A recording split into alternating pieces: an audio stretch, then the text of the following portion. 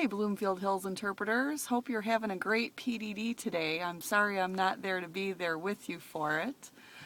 A couple of the girls from Eastover asked me if I would record a story about travel that I had. So I thought I'd tell you a little bit about, and some of you have already heard this story, but I thought I'd tell you a little bit about our trip west, moving out to Portland, Oregon from Michigan.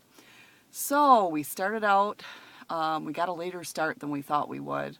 We left later in the evening, and so we just drove as far as we could. And so we made it to Illinois, and we stayed just over the border into Illinois. We stayed overnight, and then we got up the next morning and we drove some more.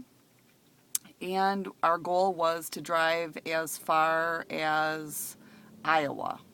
I think we were trying to drive to next. So we drove and drove and drove, and it's a very boring drive, driving through Iowa and Nebraska. Both of those states are kind of a lot of farms and fields, and they are kind of boring. They look kind of the same. So we made it through there, and we stayed overnight again.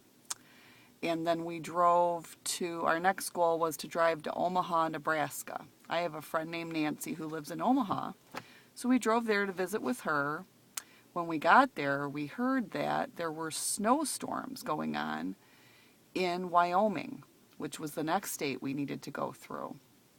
So we stayed the night in Omaha, Nebraska, but we got up early and left because we were trying to outrun the snowstorm.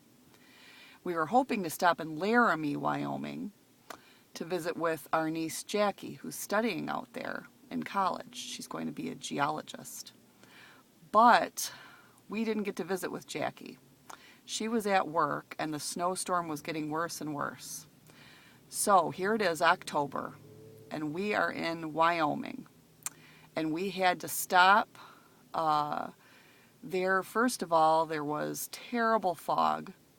You couldn't see hardly to drive at all. The fog was really bad, and I thought that was bad enough. And then, the next thing you knew, we hit a real legit snowstorm in October in Wyoming. It was so bad. You couldn't see the roads.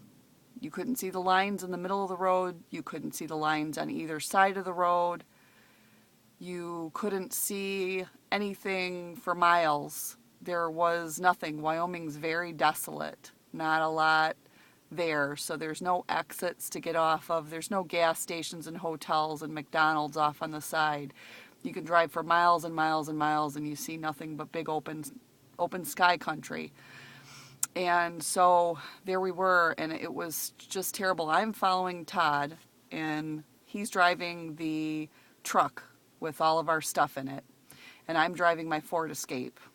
And I tried my best to watch his taillights and just follow his taillights because I couldn't see anything else out there at all.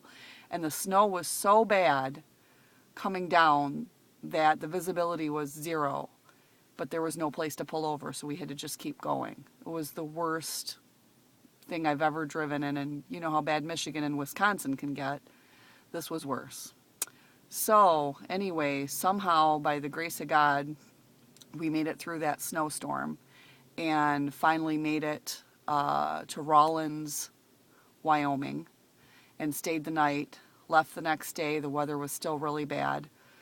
Finally, when we made it to Utah and then to Oregon, the weather was completely different, much nicer, no problem. Oregon is beautiful. We're really enjoying it here in Portland. But we miss all of you very much, and Eastover for my son. He misses his school there and his buddies, but he's got a nice school that he's going to here, and he's made some really nice new friends. And I'm enjoying working at the Sorensen out here. It's a great office. So anyway, if any of you ever want to come west, come visit us. We'd love it. Okay, talk to you later. Bye-bye.